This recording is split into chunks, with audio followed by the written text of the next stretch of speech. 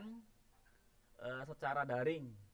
Ya, jadi mohon para peserta didik semuanya untuk menyaksikan, mendengar, menyimak serta mencatat apa-apa yang disampaikan oleh para pemateri atau para ustadz atau ustazah. Bagaimana di sini tentu akan bermanfaat untuk kalian ya, untuk menambah wawasan, ilmu pengetahuan, terutama tentang ilmu agama, yakni ilmu fardhu ain ataupun ilmu-ilmu yang bermanfaat lainnya, sehingga pengetahuan kalian dalam beragama semakin bertambah. Mana yang harus dikerjakan atau yang harus ditinggalkan, senantiasa dilaksanakan dengan yang sangat sangat baik, sangat semangat, sangat penuh harap atas keridoannya daripada Allah Subhanahu. Baik, pada kesempatan ini langsung saja kita akan buka ya pertemuan pertama dengan smart trend secara daringnya. Mohon sekiranya peserta didik semua di rumah mengikutinya dengan rasa semangat. Pada kesempatan hari ini, mari kita bersama-sama membuka pesantren Ramadan secara daring dengan bersama-sama mengucapkan Bismillahirrahmanirrahim. Nah. Baik, acara selanjutnya adalah pemateri dari Bapak Ustadz Yusron SPD. Waktu dan tempat kami persilakan kepada beliau. Maka Pak.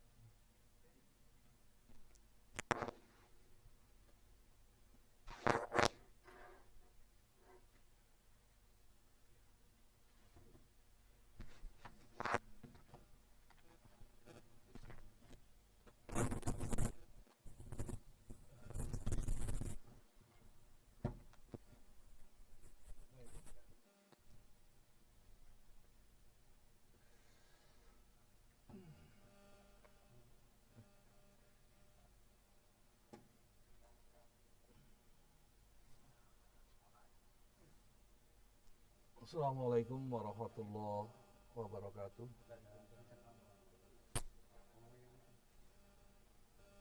Anak-anakku sekalian, para peserta Smart Trend dari kelas 10, 11, dan 12 yang hari ini sedang online di rumah.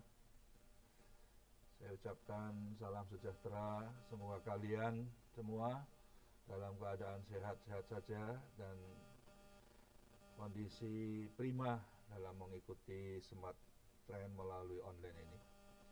Anak-anakku sekalian yang Bapak cintai,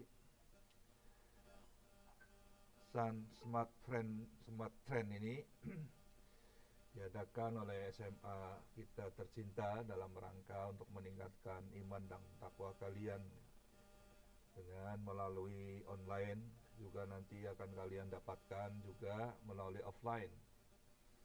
Oleh karena itu, insya Allah ya, tidak akan terlalu banyak hari bulan puasa ini yang nanti kalian harus ikut Smart Trend ini ya. Jadi tidak terlalu banyak insya Allah, jadi Anda masih banyak istirahat.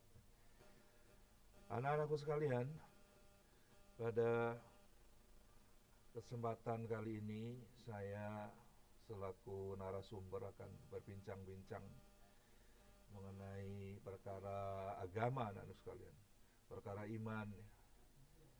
Karena sesungguhnya perkara ini jarang kalian obrolkan dengan teman-teman kalian, jarang kalian diskusikan dengan orang tua kalian juga.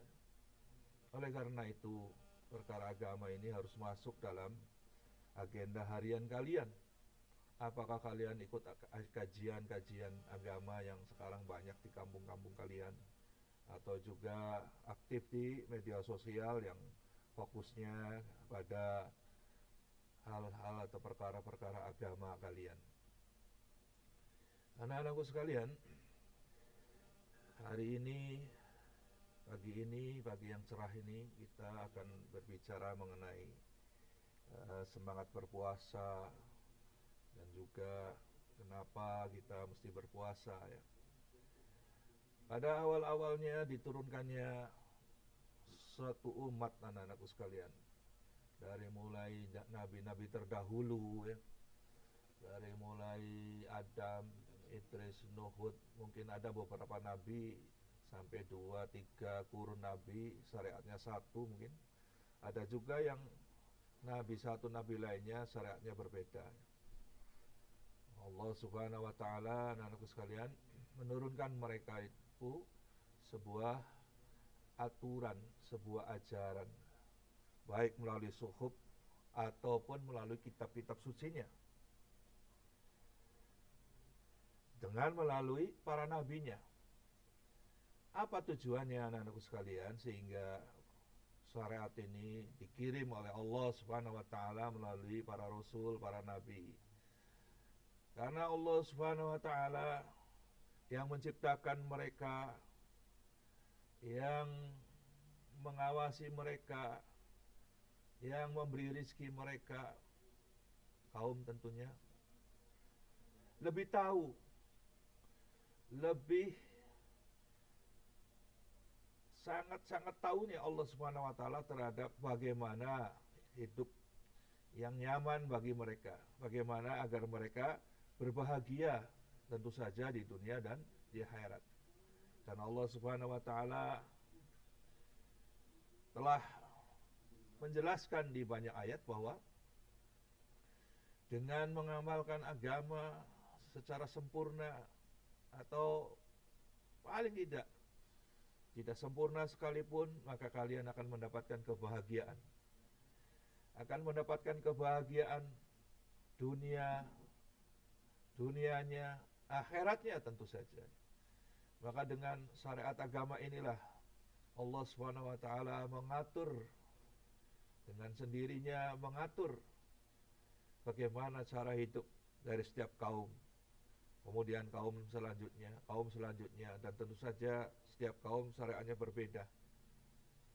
Tetapi dalam hal keyakinannya sama saja ya. Anak-anakku sekalian, ada yang artinya apatis terhadap syariat agama ini, sehingga mereka menciptakan isme ya. Artinya mereka menciptakan cara hidup yang menurut mereka adalah inilah yang bisa menjadikan manusia bahagia.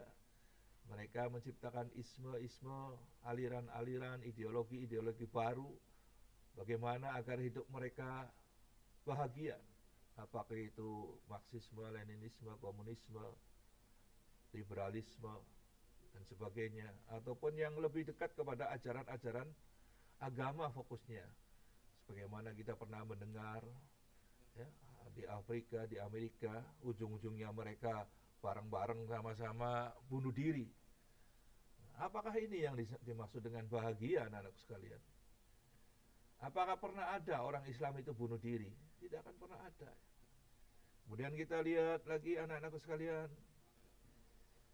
ketika materi begitu banyak ya, ketika materi sangat cukup berlimpah, sebagaimana kita tahu negara Jepang ya, materinya berlimpah ya, apapun ada, harusnya Jepang itu adalah negara paling bahagia di dunia. Karena apa? Karena apa yang mereka inginkan itu begitu mudah mereka dapatkan. Mereka bisa membuat inovasi-inovasi untuk mempermudah hidup mereka. Mereka bisa mengekspor produk-produk mereka ke seluruh dunia. Sampai-sampai hampir di setiap rumah manusia di muka bumi ini pasti ada produk Jepang. Bisa kita bayangkan, anak-anakku sekalian ya. Kita saja, misalnya tetangga kita memproduksi satu produk saja, kemudian laris di satu kampung saja sudah kaya raya, apalagi orang Jepang. Begitu kayanya tentu saja. Tapi apa yang terjadi, anak-anak sekalian? Mereka juga tidak menemukan bahagia. Karena apa? Karena mereka bukanlah orang-orang yang mengamalkan apa yang diperintahkan oleh penciptanya, yaitu Allah Subhanahu wa taala. Sehingga yang terjadi adalah bunuh diri. Di sana termasuk negara yang paling banyak pelaku bunuh dirinya, bahkan dalam suatu wilayah hutan, ada tempat khusus yang dijadikan untuk bunuh diri mereka.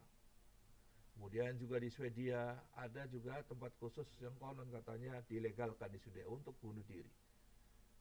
Anak-anakku sekalian, kenapa hal ini terjadi? Karena apa yang diciptakan manusia, tentu saja manusia itu adalah tentu saja sangat lemah. Mereka tidak mampu ya membuat aturan-aturan yang lengkap yang bisa membahagiakan mereka sendiri. Mereka akan gagal untuk membahagiakan mereka sendiri. Hampir di semua negara-negara barat ya, utamanya ya, mereka itu tidak akan mendapatkan kebahagiaan. Bisa kita lihat anak-anak sekalian, tidak usah jauh-jauh ya. Kita pernah beberapa kali ya mengurus jenazah ataupun melihat jenazah seseorang. Apa yang terjadi anak-anak sekalian? Ini real, ini kenyataan ya. Ada seorang yang hidupnya cuma menjual cuing, tahu cuing ya, es cuing ya. Orangnya buta huruf, nggak bisa baca. Dia bisa azan hanya modal pendengaran, bisa ngaji hanya kulhu, bisa ngaji hanya ina a'toina, yang dia pelajari saja. Dia rajin sholat berjamaah. Tapi saksi banyak ya, ketika dia meninggal itu tergeletak di kamar tidurnya dalam keadaan muka tersenyum. Dalam keadaan muka tersenyum. Dalam keadaan mukanya tersenyum. Seolah-olah dia sudah lepas dari beban dunia. Seolah dia menemukan sesuatu yang menyenangkan di sana. Seolah-olah dia itu sedang berada di surga. Sungguh ini hal yang luar biasa. Ini adalah kisah nyata, banyak saksi hidup yang bisa ditanyakan kalau memang perlu untuk bukti-bukti real ya. Dan ada lagi anak-anak sekalian, mereka-mereka yang kaya, berlimpah ruah uang, kehidupannya mudah, saking segala sesuatu keinginannya bisa tercapai sampai lupa dengan agama. Mereka fokusnya bagaimana mengisi semua perut mereka, hawa nafsu mereka dengan keinginan-keinginan yang bertentangan dengan agama, terus mereka lakukan. Maka ketika akan meninggal anak-anakku sekalian, nah ini juga mungkin Anda bisa lihat ini yang real-real saja ya. Saya tidak menceritakan hal-hal yang buruk dalam arti memburuk-burukan, ini nyata ya. Nah ketika meninggal maka sebelum meninggal saja, Masya Allah, kita juga na'udzubillah min dzalik ya. Semoga Allah melindungi kita dari sakaratul maut yang su'ul khotimah. Mereka belum mati saja sudah berputar-putar, sudah berlari-lari seolah-olah dikejar-kejar oleh seseorang, menjerit, melotot, kemudian meninggal. Na'udzubillah min dzalik. Ini sesuatu yang ada di sekitar kita.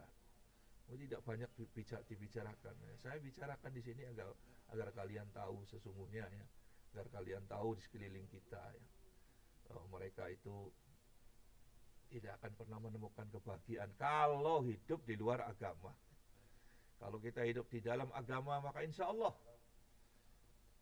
penjual cuing, penjual gonjing, ataupun penjual tahu gejrot, dengan mengamalkan agama yang ringan-ringan saja karena mereka waktunya habis untuk mencari nafkah, mereka akan mendapatkan kebahagiaan dunia juga akhirat. Anak-anakku sekalian, apalah artinya orang kaya untuk mengejar hawa nafsu mereka? Toh, orang kaya tidak akan bertahan lama hidup di dunia, mereka juga akan mati. Orang miskin juga kalaupun menderita juga tidak akan lama, toh mereka juga akan mati.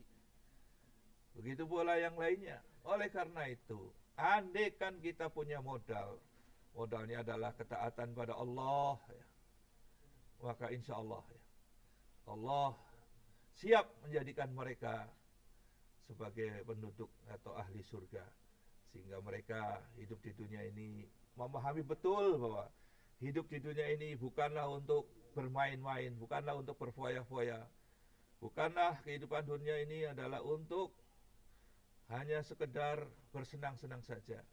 Bahwa kehidupan di dunia ini diatur oleh Allah Subhanahu wa taala. Kehidupan dunia ini harus memenuhi atau harus menuruti apa-apa yang diperintahkan Allah Subhanahu wa taala melalui para nabinya.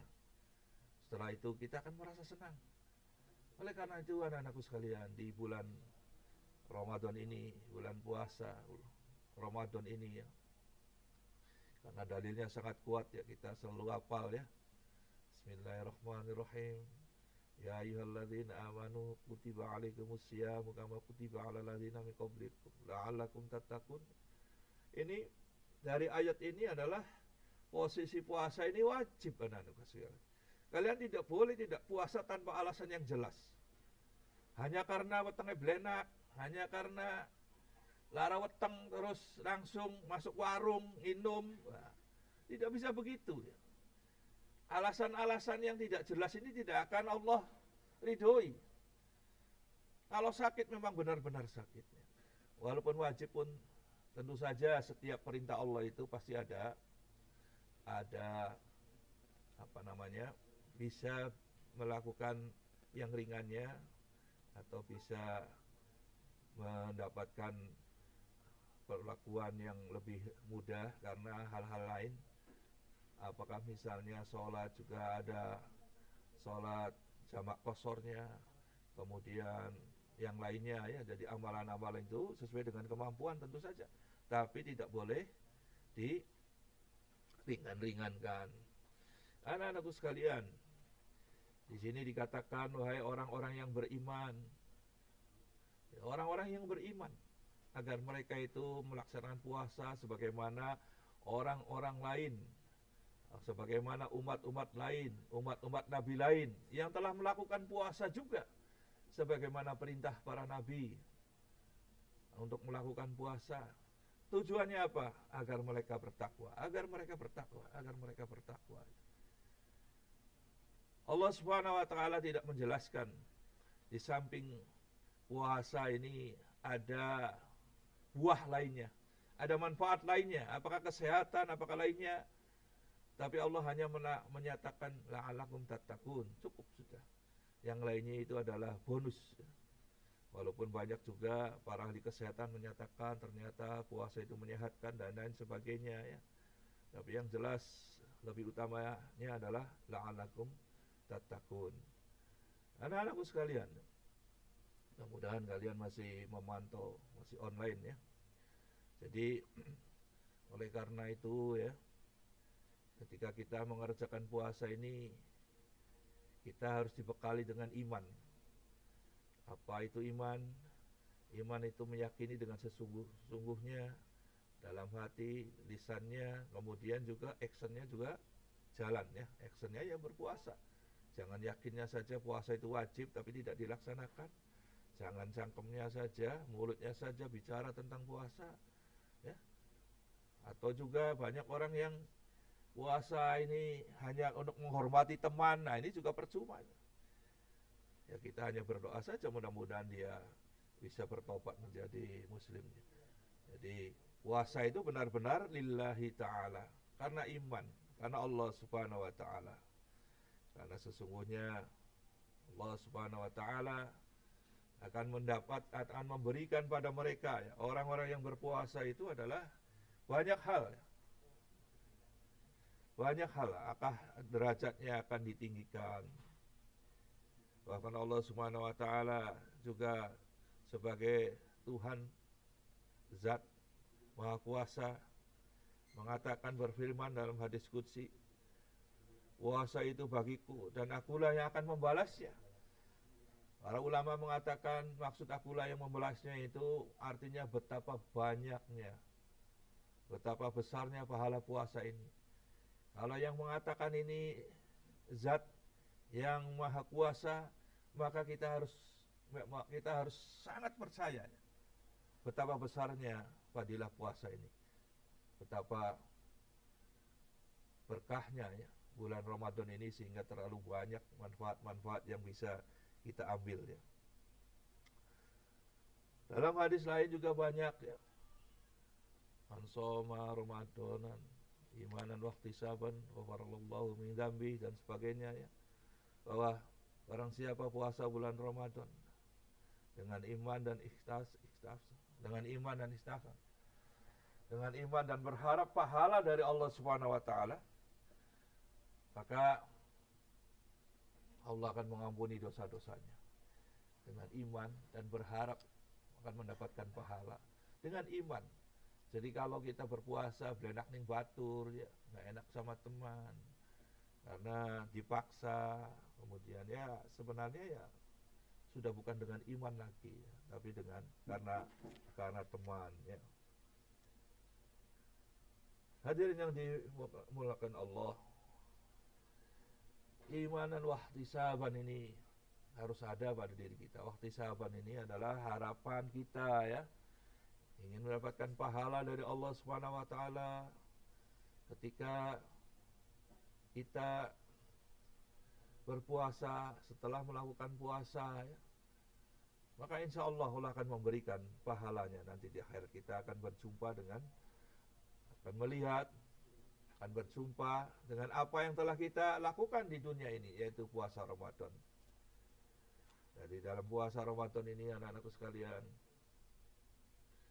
kita lihat kiri kanannya orang-orang yang begitu ringannya meninggalkan puasa, begitu santainya makan di pinggir jalan, minum dan sebagainya. Kita jangan terpengaruh anak-anak sekalian. Biarkan mereka akan merasakan sendiri akibatnya. Kita harus meyakini laparnya kita, hausnya kita, mualnya kita, perut kita mual barangkali, tidak enaknya tenggorokan kita, semua yang enggak enak di bulan puasa ini Allah akan ganti semuanya dengan kenikmatan-kenikmatan yang tiada tara nanti. Itulah yang harus kita yakini, harus kita percaya, sehingga kita akan terus bersemangat dalam melaksanakan puasa ini. Puasa ini sudah lama anak-anak sekalian ya. Allah perintahkan pada Nabi besar Muhammad sallallahu alaihi wasallam sebelum penyebaran Islam ke seluruh jazirah Arab, puasa sudah diperintahkan, yaitu ketika masa Nabi, yaitu setelah pindah ke Madinah. Setelah kaum muslimin hijrah ke Madinah sekitar tahun 2 Hijriah, tanggal 15 Sya'ban, itulah perintah puasa. Setelah juga pindahnya kaum muslimin kiblatnya dari Baitul Maqdis ke Mekah ya, kemudian turunlah perintah puasa ini. Anak-anakku sekalian, begitu dahsyatnya puasa ini sehingga orang-orang beriman, orang-orang yang sangat cintanya kepada Allah Subhanahu wa taala, ingin agar setahun ini dijadikannya seluruhnya hari-harinya adalah bulan puasa semua. Mereka-mereka yang sudah paham, mereka yang sangat paham dengan puasa ini sampai seperti itu, katanya Allah. Mungkin kalau kita setingkatkan kita ya, kelas kita mungkin cepat selesai puasanya ya, mudah-mudahan pemikiran seperti ini cepat diganti ya. Kita berubah menjadi suatu saat nanti kita ingin puasa ini lebih banyak lagi ya. Artinya dengan latihan-latihan juga dengan puasa-puasa sunahnya ya, puasa Syawalnya dan puasa Senin Kemisnya dan sebagainya. Karena puasa ini sejatinya adalah amalan-amalan yang luar biasa, khususnya tentu saja adalah puasa di bulan Ramadan.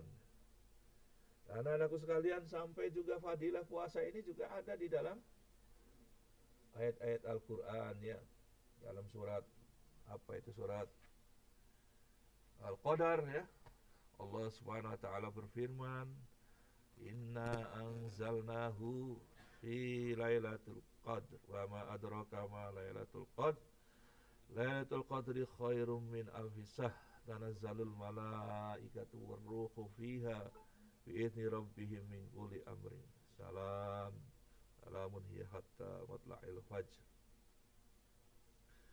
Artinya anak-anakku sekalian bahwa sesungguhnya kami telah menurunkan Al-Quran pada malam Qadar. Nah, ini Al-Quran diturunkan pada saat malam Qadar.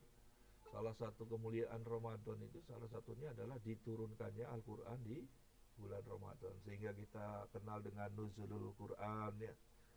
Wa ma adraka ma lailatul qadr. Nah, dan tahukah kamu apakah malam kemuliaan itu? Apa itu malam kemuliaan? Lailatul Qadri khairum min alfi sahr. Malam kemuliaan itu lebih baik daripada 1000 bulan. Malam di dalam bulan Ramadan, satu malam itu yang disebut dengan malam Lailatul Qadar itu adalah malam yang lebih baik dari 1000 bulan. Apa yang terjadi? Tanazzalul malaikatu warruhu fiha biizni rabbihim min kulli amr. Pada malam itu turun para malaikat dengan izin Tuhannya untuk mengatur segala urusannya. Salamun hiya hatta matla'il fajr. Sejahteralah malam itu sampai terbit. Hadirin yang dimuliakan Allah, untuk mencapai malam Lailatul Qadar tentu saja kita berharap ya, tidak ada halangan bagi kita semua ya. Kalau Allah berkehendak, kita ini termasuk orang-orang yang mendapatkan nikmat untuk masuk ke dalam atau menyaksikan malam Lailatul Qadar. Wallahu alam ya. Malam Lailatul Qadar itu kita tidak tahu seperti apa, dan kita pun tidak bisa mendeklarasikan diri saya telah melihat malam Lailatul Qadar. Hanya Allah yang tahu siapa-siapa yang mendapatkannya. Yang jelas mungkin di antara tanda-tandanya adalah kita semakin dekat dengan Allah, kita semakin rajin beribadah, akhlak kita semakin baik. Barangkali kita ini termasuk orang-orang yang masuk di dalamnya, yaitu malam Lailatul Qadar di bulan Ramadan itu. Jadi anak-anakku sekalian, nasihat saya selanjutnya adalah secara manusiawi, anak-anakku sekalian yang mungkin masih online ya, bahwa sesungguhnya amal agama itu bukanlah perkara mudah. Apalagi di zaman sekarang ini, amalan-amalan agama itu banyak dilecehkan, banyak dipermainkan. Kemudian juga amalan-amalan agama itu banyak yang melanggarnya, sehingga kita bisa menyaksikan sendiri di depan mata kita, dan kita pun ingin meniru-niru pada mereka. Nah, kita yakinkan pada diri kita masing-masing ya, hidup pada akhirnya akan sendiri ya, akan dikubur sendiri, dihisab sendiri, masuk surga sendiri. Oleh karena itu, fokus kita pada nasib kita ini ya. Pegang agama kuat-kuat ya. Apapun aturannya kita coba untuk melaksanakannya, kita coba untuk mentaatinya. Jangan terpengaruh ya. Kita tantang mereka, orang-orang yang rajin berbuat maksiat, mereka bersenang-senang berbuat maksiat, seolah-olah tidak ada beban. Balik lagi kita kepada diri kita sendiri. Kita pun melaksanakan ketaatan pada Allah itu dengan bersenang-senang. Kita berbahagia dengan sholat kita, kita bersenang-senang dengan puasa kita. Kita juga gembira, senang dengan mendengar kajian, membaca Al-Quran, memberikan infak, sedekah dan sebagainya. Ini adalah sebuah kesenangan. Kita jangan kalah dengan ahli maksiat. Kalau ahli maksiat bersenang-senang dengan kemaksiatannya, kenapa kita justru tidak senang? Harus senang ya.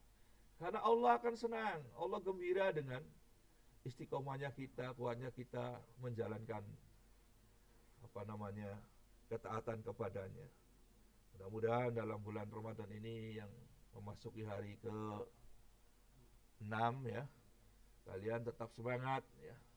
Jadi bekal kalian untuk terus-menerus melanjutkan puasanya dan menambah amalan-amalan harian kalian untuk memperbanyak pahala di bulan ini ya. Karena selalu diingat bahwa Allah akan melipat gandakan pahala. Bahkan Allah akan membayar sendiri, akan membalas sendiri pahala dengan yang sangat besar. Mudah-mudahan kajian ataupun ceramah singkat ini bisa memberi semangat pada kalian Adapun kalau ada yang salah, ada kata yang salah, ada yang kata yang tidak bagus, tidak mengenakan kalian, Bapak minta maaf. Semuanya adalah kesalahan diri saya pribadi. Mohon dimaafkan. Mudah-mudahan kita semua bisa menjalankan puasa dengan baik. Kita tutup majelis ini dengan doa subhanallah nika. Assalamualaikum warahmatullahi wabarakatuh.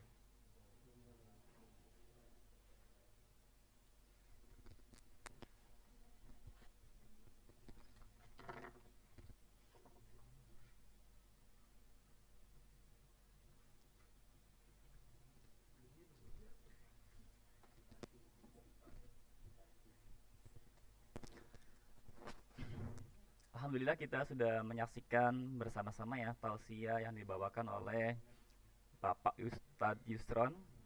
Semoga apa yang disampaikan beliau bisa menggugah ibadah kalian lebih semangat lagi dalam kepada Allah SWT. Tadi sudah dijelaskan panjang lebar ya tentang hakikat berpuasa.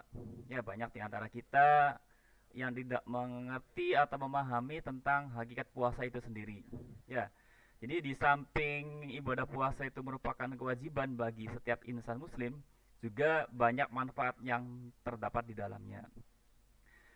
Sempat disinggung juga beberapa negara-negara maju ya. Itu negara-negaranya kan walaupun banyak produknya yang bukan Islam, namun kehidupan mereka itu amatlah megah, amatlah mewah dan sebagainya. Tentu kalau kita kaitkan dengan agama Islam, itu yang dinamakan dengan istikhraj. Istikhraj itu apabila kita usaha pasti akan mendapatkan hasilnya. Seperti halnya kita sedang mancing ya, mancing ikan. Kita memberikan umpan, ada kailnya, lalu kita lempar kail tersebut di sungai, di laut atau di muara, pasti kita akan mendapatkan ikan.